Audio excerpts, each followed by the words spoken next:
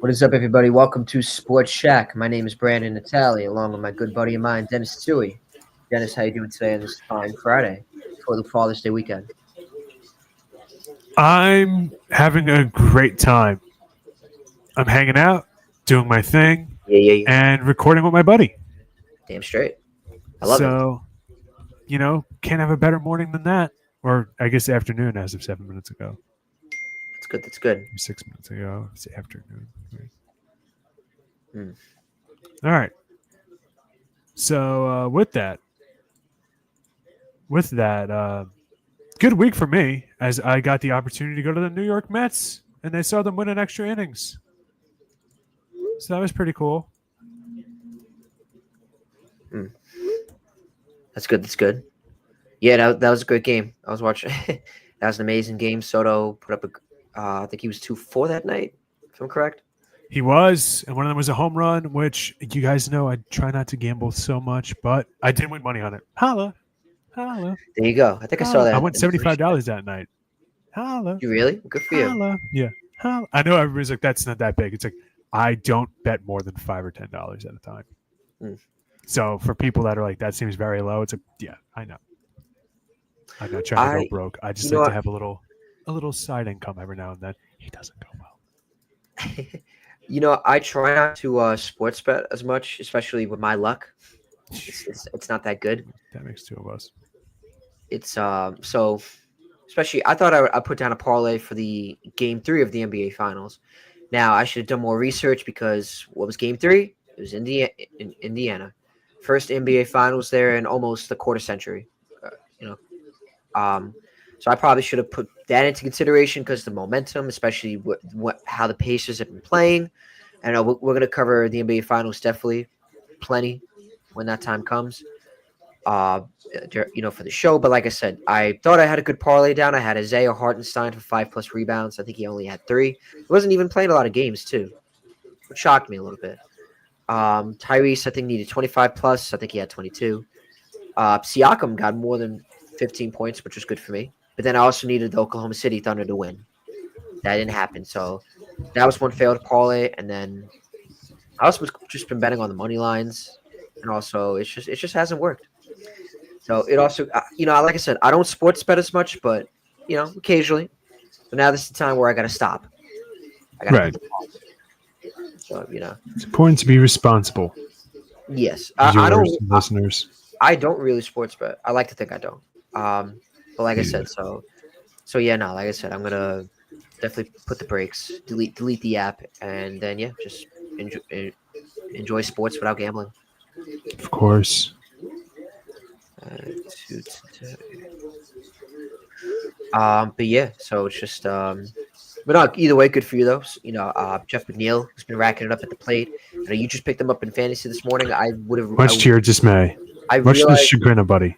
I wish I would have realized he was on free agency in all league, or else I would have picked him up because Jeff McNeil has been raking it at the plate. He's been great. He's been phenomenal, tremendous. He's been great. And overall, the Mets have been just great. It sucks that Senga got down with an injury, with a hamstring injury. I know Pete Alonso's began some blame, but also he didn't know.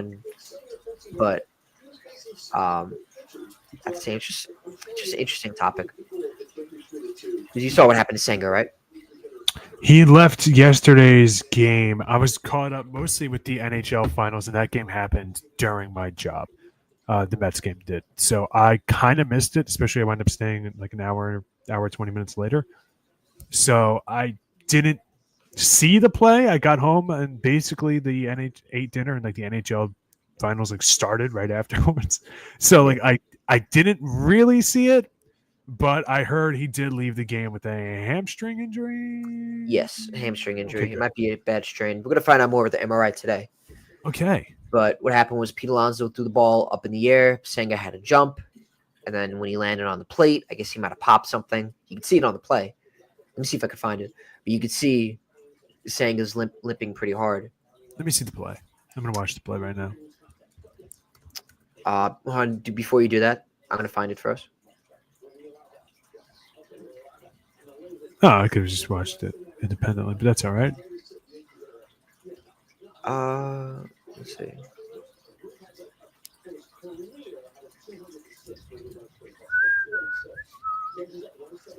But either way, Mets have been playing good.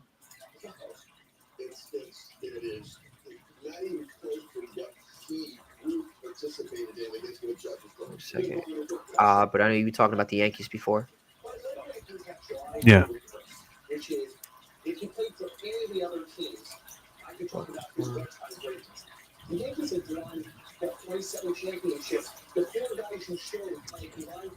see. All right. In the meantime, I'll talk about my experience at the game. Great game for the Mets. Great sweep of the Washington Nationals. I understand that they're the Nationals. They're not having the best of seasons, and they're in this rebuild, retooling era of their franchise after winning the 2019 World Series. I get all that. However, these are the teams you got to beat. We just saw the Philadelphia Phillies go through a skid where they're 3-7, losing to a lot of what people would say are winnable games, winnable teams, and even getting swept by the Pittsburgh Pirates, who are one of the worst teams in the National League. Actually, You got to win the teams. You got to control the controllables and beat the teams in front of you. And I was able to have a good time with my buddies in an extra innings game, eat some Shake Shack, I love Shake Shack. drink an adult beverage, and hang out with the boys. 5 rows off the field. Can't beat that. Right I next also to the apple. I do have video if you want. If you're ready to see it. I am ready to see it. All right. And Timers went on the ground. Wide of first, Alonso. Accurate throw. A little high, but Senga's got it. And now he's hurt. He hit the... That's a bad throw. Yeah. That's a horrible throw. Ugh. What do you think? Yeah, it definitely looks rough. I know a lot of people blaming Pete Alonso for that. A lot of reasons. I don't think he knew. I gotta listen to the post game again. I don't know if he knew that he was having issues. Then again, stuff happens. What are you gonna do? Let me ask you something. Obviously, yeah, just random stuff happens. You watch the Mets more than I do. Now, I know you work nights, but I'm sure you watch the highlights. You're more in tune to the Mets than I am. I do find a way to watch them, yes. The Pete Alonso defense stuff. Is this New York media being too hard, or is it really something to be concerned about? From the games I watched, especially that Boston series, like that Yankee into Boston series, quite frankly, it was pathetic. Now, I know people are like, all right, whatever, Yankee boy, your team lost the World Series because of defense, and I would have no defense. But that was a very I like Gary, Keith, and Ron. The broadcast booth was underselling how that was not an easy play for Senga to make. That was like a platinum glove caliber play to make. Catch on the run, toe tap. He's Kodai Senga, not Larry freaking Fitzgerald. So I'm just curious here. Is this something with Pete Alonso? Because honestly, if that throw wasn't crappy, Kodai Senga would have kept pitching. That's a tough play, man. I think it was accidental. I think he's definitely had some good defense, and yeah, obviously he didn't try to hurt him. No, I know. He didn't try to throw it badly, but you get what I'm saying. I do. I think he's played some good defense. He could have played better. No, when I've watched the games, I think he's played good defense. You know, nobody's perfect, but was that a bad play? 100%. No, you know, nobody could deny that.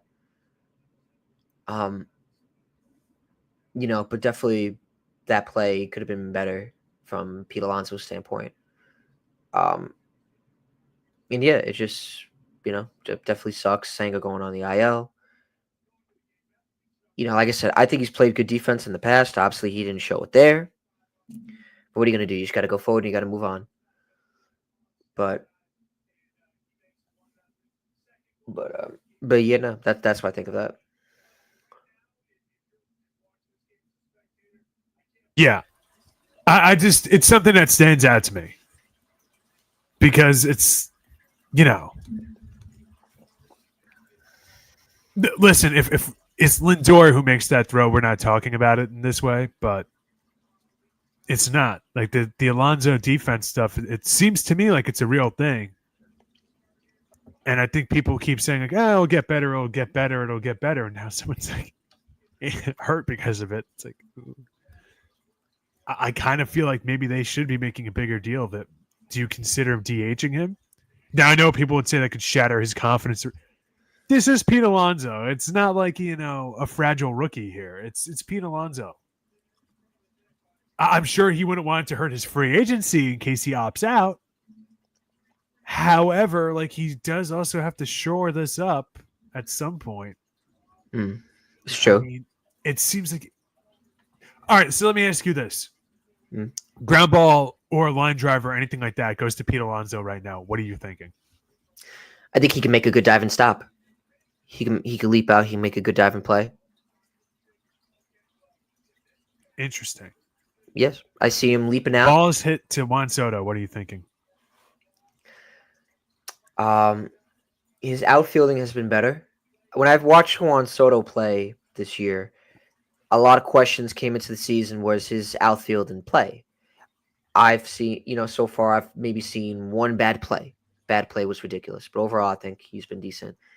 I think it was yesterday, it was a couple days ago, where the ball hit like the fence and like he didn't know where it was, so he actually was like ducking, thinking that the ball was going to hit him in the head. That's why I think of Juan Soto. Okay.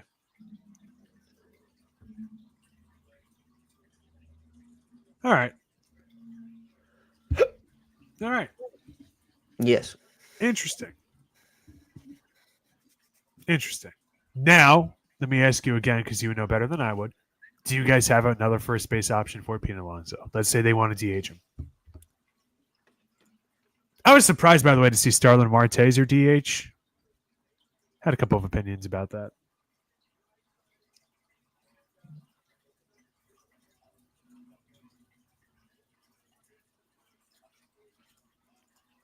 Say it again. I saw you guys were DHing Starlin Marte at the game I went to. That was the 5-4 game. Yes. I had some opinions about that. He's having like an objectively like mediocre season to below average. Like, do you guys have anybody else? And we can play first base? Like, would you start Brad Beatty? Hasn't he been pretty good lately? No, I'm saying, well, like, your DH situation is just odd to me in general. So if you guys had somebody else to play first base and put Pete Alonso in the DH spot. No, honestly, I don't really think that's it. I think that's all they got is Pete Alonso, and that's it. Okay. Pete Alonso bust, unless they want to trade for a backup first baseman, or unless they got someone in the minors. Yeah, I don't even know who he would take. Would you try? I don't know. Yeah, I don't know. Are they just waiting for Jesse Winker to come back to make him the full-time DH? Probably. Okay. What are you gonna do in the meantime? Yeah, I'm trying to think. It's Pete Alonso or bust. I mean, they're the number one team in the league, so it's not like I got to overthink it too much. I'm getting a little New York media-y about it, but I think you get the point I'm trying to make. Is like, I do.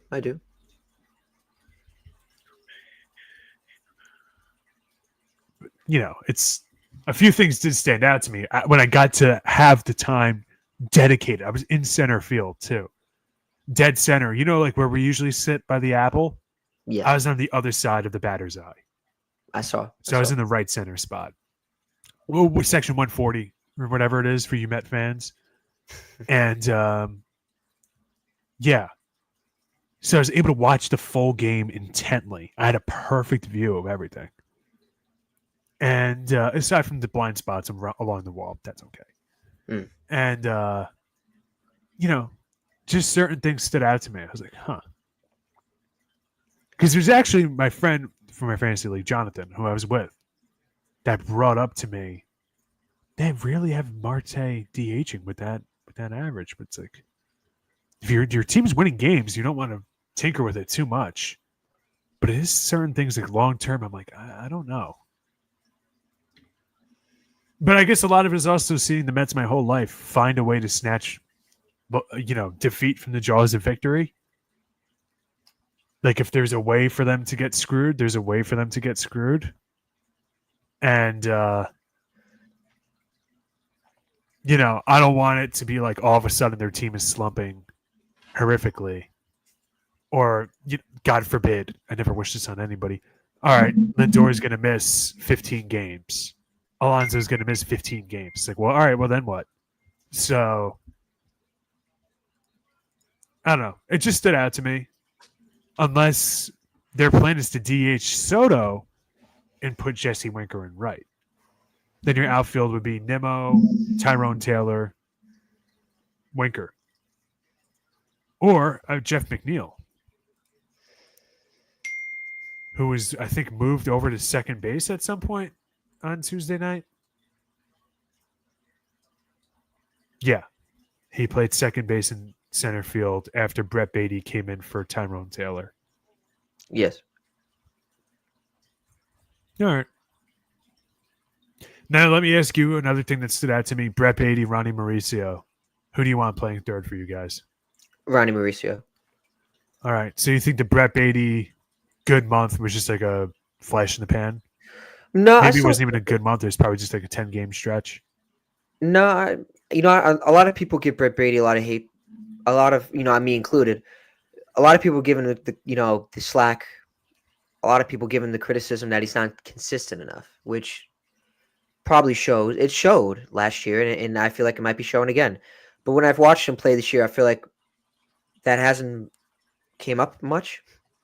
So hopefully he's going to be able to stay consistent. I like his fielding. I feel like it's gotten better. I feel like he's had some good games. He's had some multi-hit games. He's contributed. So he's a contributor. In terms of Ronnie Mauricio, I love his potential. I love the power. Like, I remember when he hit his first home run of the season against the Rockies, it's like the bat barely hit the ball. Like, that's how much power he had. And just like his frame, and hopefully he could be a good fielder. So I just like the potential as a player for Ronnie Mauricio. But, I'm not giving up on Brett Beatty, and it's clearly showed the Mets haven't given up on him. Like, when I've watched him play, he looks like a pro player. It's not like a rookie trying to like get into the game, get into the groove. So I like Brett Beatty. I'm not going to bring him down. I'm not going to give any hate towards him. I think there's potential with him. All right. Now I do just want to say I looked at his game log. I didn't realize, again, I don't pay attention to the Mets as much as other sports do, especially with the finals going on in two different sports. That Brett Beatty, the hot streak, I was thinking was already over. I was thinking of when he was playing the Dodgers and the Rockies and whatnot. He was just getting on base at will. I thought that he was still kind of in that mode. And I just caught them on a night where they benched him just as like a routine thing. I didn't realize that he's kind of back already to his median. I had it flipped in my mind. All right. Interesting. Good game for Peterson, huh? Complete game shutout? That's awesome. Very awesome, and very definitely good to see. Yeah, because I don't know, long term, we're already starting to see Griffin Canning crack a little bit. A couple mediocre starts in a row here for him. I'm not trying to beat up on the Mets. You guys are having a great season. But again, it's stuff that stood out to me that I wouldn't have seen otherwise. And, actually, I shouldn't say that. I think I'm being a little too harsh on him. But, it's good to know that you have somebody like Peterson who's capable of doing that. Yeah. Still no Manaea. When's he coming back? He's supposed to be coming back within the next month or two. Next week or two. Oh, okay. I was going to say, what happened there? All right. It's definitely taking a while. And like I said, even though Senga went down, it's good to know that they still got Sean Manaea, they got Manaea or Montas coming back. I don't know. I know we were talking about in the chat the other day. I'm not that much of a fan of Montas, but hopefully the Mets see something that I don't. Because they were able to get the best out of Severino. They're getting the best out of Griffin Cannon. They were able to get the best out of Sean Manaea and Jose Quintana. So I'm definitely interested to see how this goes. All right. I could see all that. It's a pretty reasonable take to have.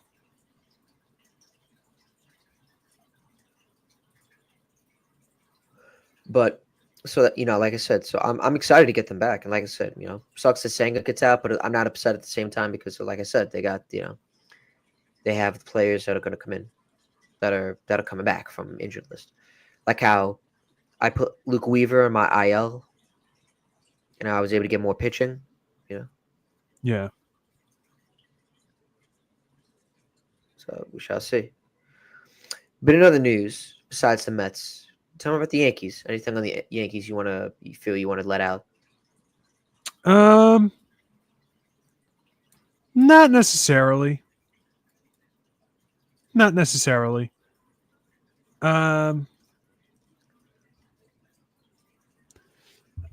Listen, like they do tend to annoy me. The bullpen's been a joke. You know what? Yeah, we'll get into it. The bullpen's driving me psychotic.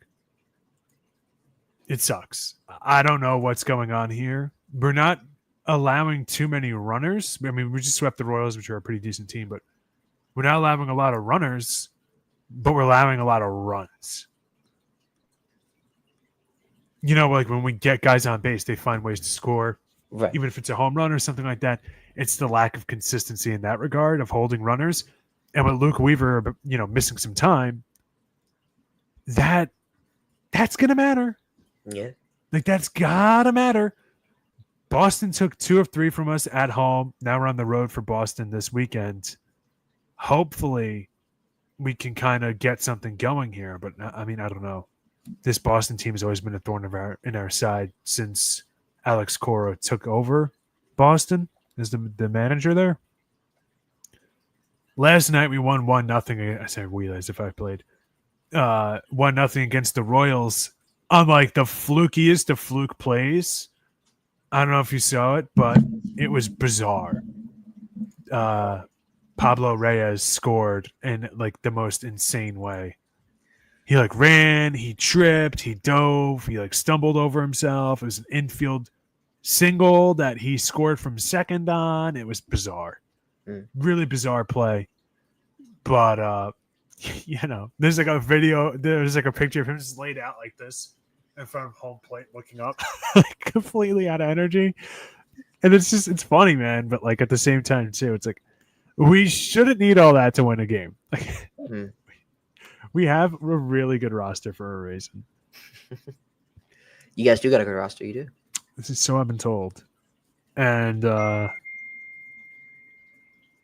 don't know, man. It's weird stuff. Like I said, it's weird stuff that kind of stands out to you. And yeah, it's odd to say the least. So there's that. Judge, though, I know we were saying before, you think he's arguably the best player in the 21st century? If he gets over 400, yeah, with the amount of power he's had, I wouldn't really say it's even debatable. I don't know. Would you?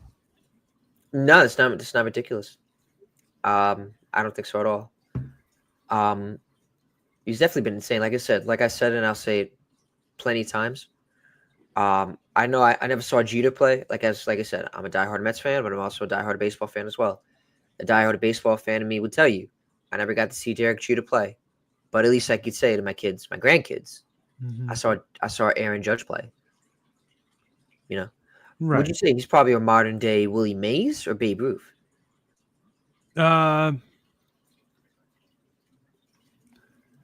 That's a really good question. I would say none.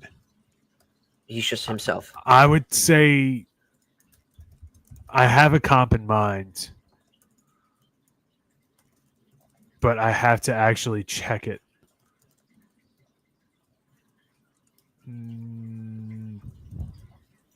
All right, let's do the comparison here. And it's actually another former Yankees corner outfielder in my mind.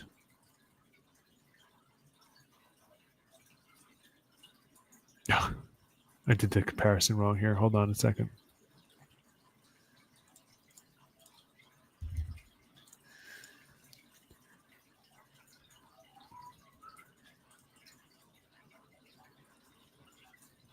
I think he kind of compares most favorably maybe to Dave Winfield. Really? But Dave Winfield Judge? stole 223 bases. Listen, Dave Winfield is a very underrated historical player. He was really good. He's not Aaron Judge. Come on.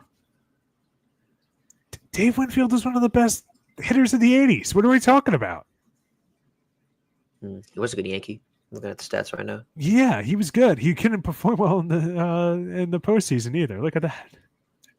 It was pretty close in comparison. Yeah. How about that? So, like, I'm making a push in this fantasy league, man. I don't know. I have 4 pitchers going today, and I'm throwing everything in the kitchen sink. Whatever. It's like I don't really know, like, because I don't think we've seen somebody with this kind of power and this. I mean, he's almost batting 400, Brandon. You don't see that. It's like, what am I going to say? Ted Williams? No. Get real. I'm like going off the top of my head here. I see what you mean. I get it. I understand it. Actually, Aaron Judge, you might be right. Aaron Judge probably is better than Dave Winfield. That's what I'm saying. Look, because I'm looking at even the WAR kind of says they're only 6 WAR off. Aaron Judge is like, and I'm not trying to discredit Dave Winfield. I'm not trying to discredit any of the great Yankees or great players in the league. But I feel like what Aaron Judge has been doing is something that no other player has been able to do. And just, I don't know, the impact that he has on not just in the Yankees, but on baseball, I think it's definitely outstanding. And just something that that nobody really has ever seen, in my opinion. Yeah. Like, he's literally the best hitter any of us has probably ever seen, ever. I mean, I agree with you because I miss Barry Bonds. But I think aside from Barry Bonds, I don't even think you could argue that there's a better hitter of the 21st century. Miguel Cabrera, Triple Crown and whatnot. I think Mike Trout's profoundly overrated. I'd say he's one of the most overrated athletes I've ever seen in my lifetime. From like 2007 till now was like when I started watching sports, but even then certain sports are blind spots for me. That being said, like I don't know. Aaron Judge is really good. I just don't know who to compare him to. I think he's kind of like his own thing because of the power and contact. Would you think? But I'm sure people will be like, "Oh, Rogers Hornsby," or maybe Al Kaline, or something. Somebody that I just am not familiar with. Like, I know the name, I know the stats, I know there are bucket getters, but I don't really know them comfortably enough to say, like, oh yeah, dude, I see Aaron Judge and I see Hank Greenberg. Like, So now, out of my morbid curiosity, I do kind of want to see how he does stack up to Hank Greenberg. I'll laugh if it's like the same thing. What about Alex Rodriguez? Totally different kind of players. Mm-hmm. Aaron Judge actually has a higher career wins above replacement over Hank Greenberg, and he has more All-Stars. Granted, Hank Greenberg fought in World War II. So, lost a couple years there. Lost his prime years. I'm looking at a random player, Albert Pujols. Looking at his stats, he was definitely a generational type player as well. When he was younger, he could also steal bases and whatnot. And that's the thing about like Aaron Judge. Aaron Judge couldn't run when he wants to, when he has to. And it's not like and I don't mean as like he kind of like lollygags. No. I mean like the guy's 6'7".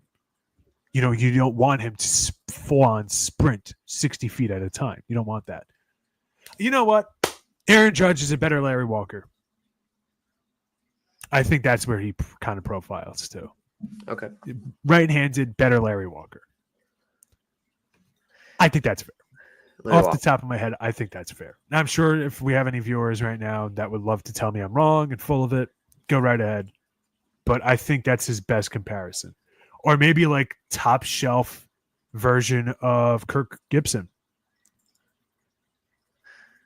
You know, like there's because you just don't see guys that size be able to play the way he does. And I think that's why Dave Winfield is the best comparison.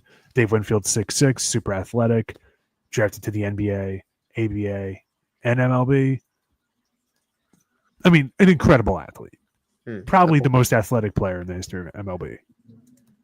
Or among them. But, you know,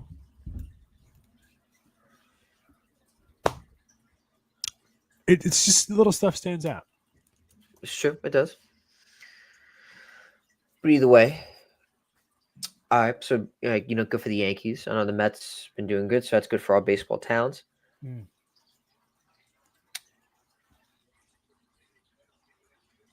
trying to think what else was there to talk about. For baseball or for all sports? For all sports, NBA Finals. Right. The NBA Finals, the Indiana Pacers, man. I don't know why everyone keeps trying to doubt them. Because they just have been just playing electric, good team chemistry, good just execution, and just good coaching on the Pacers side. And I feel like the OKC Thunder can't really keep up with it. All right. So we started the show off talking about how I don't even know who that guy is, Harry Heilman. Starting the show off talking about how, sometimes we bet, sometimes we don't. We don't really advertise it. When it became clear that the Pacers are going to win the Cavaliers series, I put a little money on them to win the championship. It's not life-changing. It's only $75 to win. But I just totally jinxing them, even bringing it up. That being said, how sell this series? The bench for Indiana is really, really good. They are really, really good. You saw, I don't know if you watched the full game or not. Like, we're going to look at the stat sheet and whatnot. We're going to say Halliburton was fantastic, and he was. The most valuable player in that game was either Ben Mathurin or TJ McConnell. What that bench unit was able to do. Like, this is why when people were talking about, like, oh, I don't think the Knicks need to fire Tibbs or whatever. When you don't play your bench, you don't see if you have guys like this.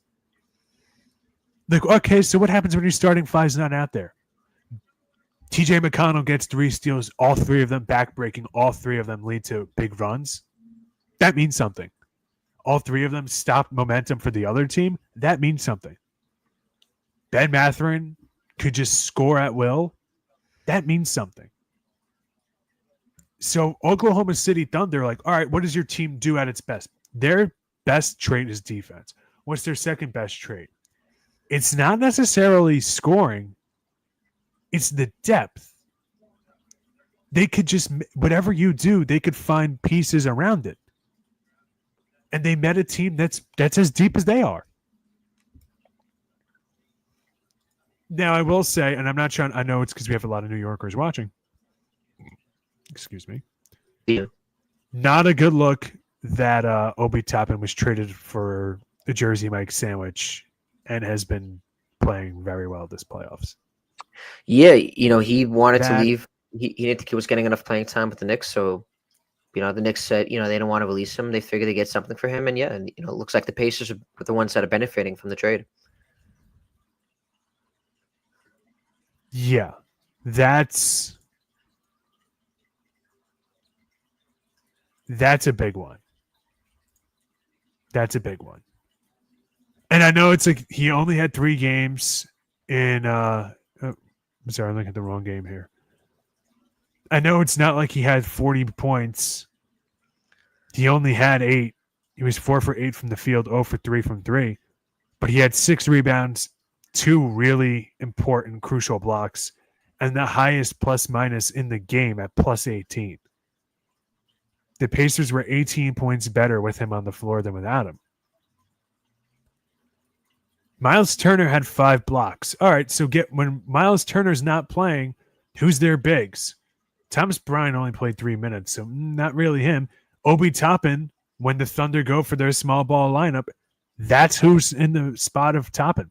For him to be competent around around the rim and get points, for him to be competent and be able to get 3 crucial blocks, for him to be able to rim run and get putbacks and things like that, for him to do all that, that means something, especially when you have other guys on the bench that are attacking them, like TJ McConnell and Ben Mathurin, which is like a lethal combo. Because you have 2 guys that could be the starting point guard and the starting shooting guard of just about any other team in the league coming off your bench. Mathurin was 9 for 12 from the field, 2 for 3 from 3, 27 points. He didn't even start the game, and he's not going to at any point in the series, barring any injuries. You still have Aaron Nesmith, who's probably still a little hurt because he did get a pretty bad sprain against the Knicks, Right. and is still playing through that. It was lethal against the Knicks. Now anytime they're up, they take him out right away, which is kind of the sign to me that he still might be hurt. You have Andrew Nembhard, who's a lockdown defenseman and doing the best job against SGA than anyone else I've seen in the league. They're really good, man. They're really good. And the Thunder are really good, too. I'm not saying Pacers win, whatever, raise the banner. No. The Pacers could still easily win this. It's a very tight series.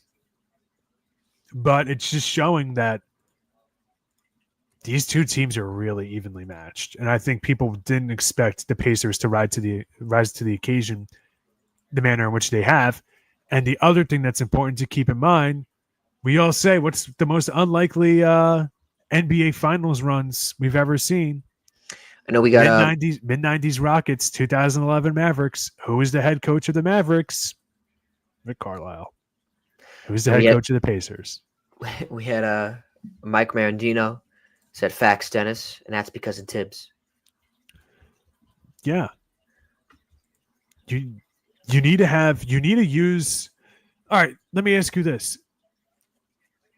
If you're building something or making a meal or something like that, do you want all the ingredients you want to make the best meal you can? Or do you want limited ingredients to make the best meal you can? All the best ingredients. Right. If I'm having, a holiday dinner or something like that, and I'm trying to make the best meal and the best experience for you to have, I don't want just, a really good steak like Jalen Brunson. I want to have other good sides. I want to have a good dessert. I want to have good apps. I want to have good drinks.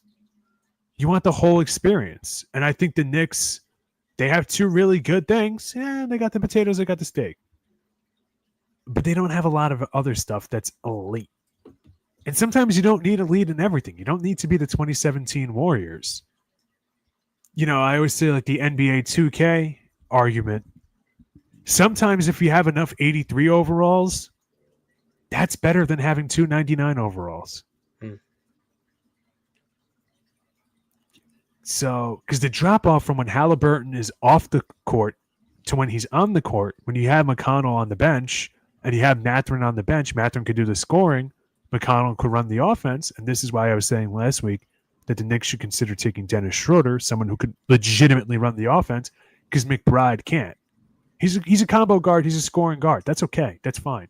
That's a different archetype. That's a different thing altogether. Whatever. God bless. But you need someone to run your offense. You need a TJ McConnell. And I think he's very important to them. And I think Mathurin is too. And that, again, that's nothing to take away. They barely even played Pascal Siakam in the 4th quarter. He still walked away with 21 points, 8 of 14 from the field, 5 for 6 from the free throw line, 6 rebounds, 4 assists, 2 steals, and a block. Thanks for playing. Right.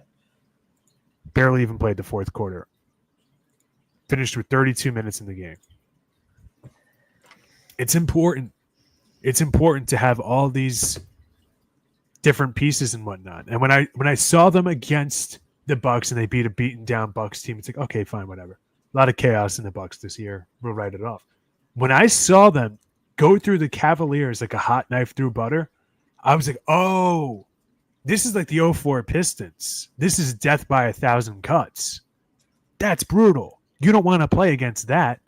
You would rather go up against a team that has one superstar, one Giannis type player, Giannis and Dame Lillard, assuming he was healthy, than go up against a team like Indiana. I could just throw guys at you all day long. And defensively, what they were able to do in this game was incredible.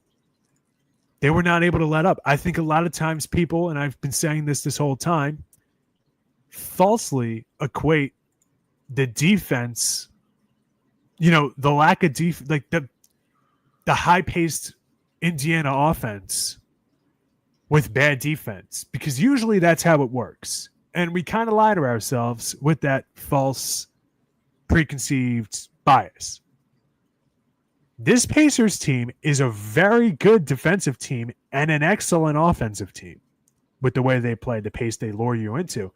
But they play like a whirlpool, is what I call it, like a whirlpool style.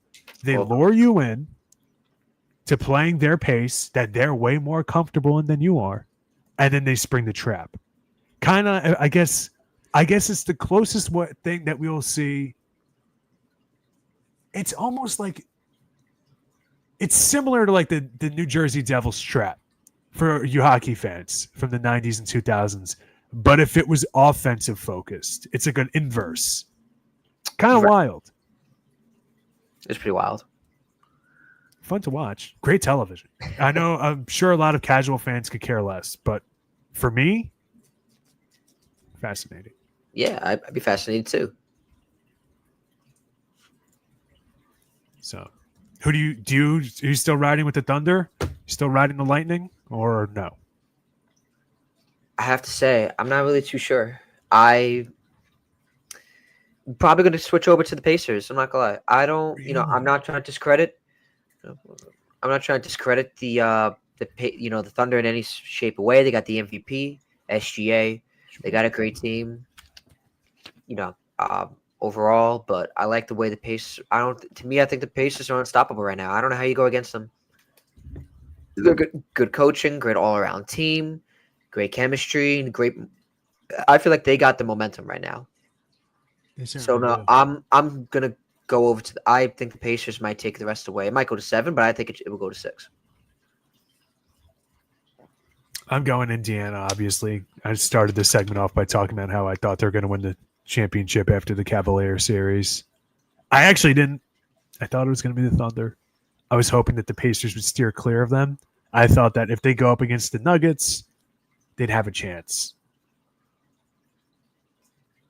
If they went up against the Timberwolves, that didn't work out so well. The Thunder beat both of them. So I can't really take too much credit if it does happen. And if it doesn't, whatever. $10. What do I care? Right. So, did you watch the Stanley Cup Finals last night or no? And SGA, he was okay in this game, not great, but I did. I watched the third period, and I watched them tie up the game. I watched Florida. I watched Edmonton take the lead, and then Florida came back and he tied it with under the minute left in the period. And I didn't get to see the overtime goal, but I mean, watching the post game here and wait. Because I think the backup goalie came in for Edmonton.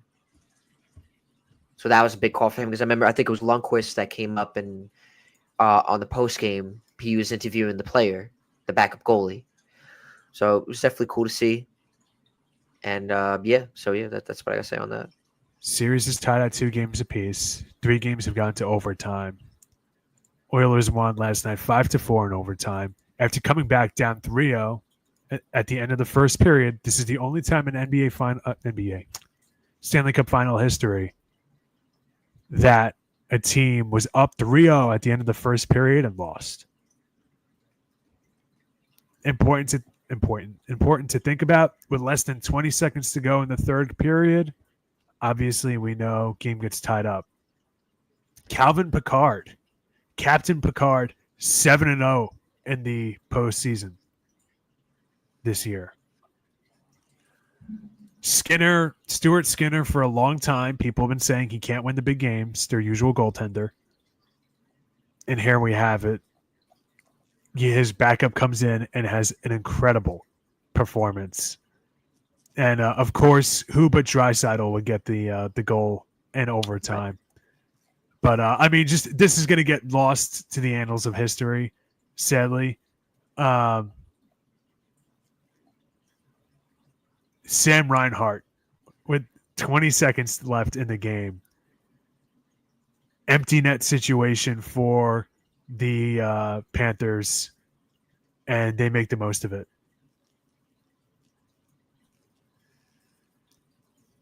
So, dude, it's a series. 2-2. Yeah. 2-2. Down dead to rights, and now it's going back to Edmonton. But my Devils aren't in. I always root for good TV, man. That's what I say. When my Yankees aren't in, I root for TV. When my Suns aren't in, when my Giants aren't in, I root for good TV. It's definitely this is good TV. It's been great TV. I think both playoffs, the NBA and the NHL, I feel like they've both been just great TV. And that's what everybody's saying on the post game too. And I know Charles Barkley said it, and they were saying it last night on the NHL post game for the Stanley Cup Finals. It's been fun. It's been definitely must see TV, especially for the finals in the NHL this year. I think it's the second straight game that went to, or it might be the second game in the playoffs in the Stanley Cup Finals that it went to overtime. So it's been fun, especially when they score late at the end of the period when you only got so much time left to score. So, I agree. It's been must watch TV. Yeah. Who do you got in this one? I'm going Oilers. They lost last year. I like the underdogs, says the Yankees fan.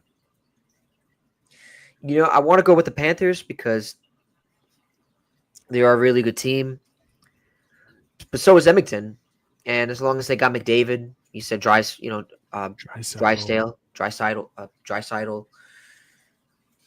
I don't think there's any reason to go against Edmonton. I think this might be the year they might win it. And I think it's pretty cool to see Wayne Gretzky there to kind of cover it too, because he made a name for himself playing with the Oilers, when he first came out in the league. He's probably the only player I can think of. Oh no, Tom Brady's on Fox now. What's that? I was going to say he's probably the only player I could think of that the undisputed best player of his sport, and he's active in media as much as he is. Michael Jordan is going to come back. I don't know if you saw that. He's actually going to be contributing on NBC. When I think it's crazy though that NBC is going to be covering basketball now. It's weird to me. I'm happy for it. Really? I would take a job from any sports media company, but some I don't like their production. Don't ask me for specifics, please. Give me a job. What's that? What? So now I'm just excited to see that. That sounds really fun. That sounds cool. I guess Tom Brady, you could also argue Lawrence Taylor, but whatever. I'm wearing a Giants hat, so maybe a little biased. Anyway, do you have anything else, or do you think that we should hand out the receipts and close out the tabs at the SportsShack for this week? No, I think that's it. I think we should close out the tabs. Hope we get good tips. There was a little trade in MLB earlier this afternoon. For those of you who missed it, it's not crucial. It doesn't affect the New York teams. But Aaron Savali, you are a Chicago White Sox. Ooh. Really? The Holy White Sox. Maybe that's good for him. I'm considering buying myself a Pope White Sox shirt. I do find it pretty funny. It's interesting. Yeah, Savali traded to the White Sox. Brewers obtain Andrew Vaughn. Brew Crew. They made out pretty well, I would argue. $807,000 for that? Why not? And with that, I have nothing else further. I don't think I got anything else. Okay, Brandon. Lead us out. All right. Thank you guys for tuning in to Sports Shack. Thank you to the viewers who watched the show and to the many viewers that are going to watch this episode when it gets posted on YouTube. Hope everybody has a great sports weekend and just a great Father's Day weekend in general. I'm spending it with my father. Happy Father's Day. Happy Father's Day to Artie Tui, and obviously Happy Father's Day to my Happy father as Father's well. Day to Mr. Natali. I made my dad's Father's Day card yesterday. Did you In really? the break room at work. Yeah. And I texted him that I have his Father's Day card. He doesn't know. It's hand-drawn by me, of course. Oh, yeah? The toddler I am. They had little printouts, little stencils in my break room at work. Working in retail, this is what you do. And crayons that you can make a Father's Day card. So I made it. And he's all his favorite colors. Hopefully he likes it. Now, I also did text him that I made it, that I have his card ready. And I wanted to remind him that my siblings are definitely going to get it the day of. So just keep in mind which of your kids likes you more. Continue. All right, there you go. Happy Father's Day to everybody, and thank you for listening to Sports Shack. My name is Brian Natali, along with Dennis Tui. Have a great one, everybody. Happy Father's Day.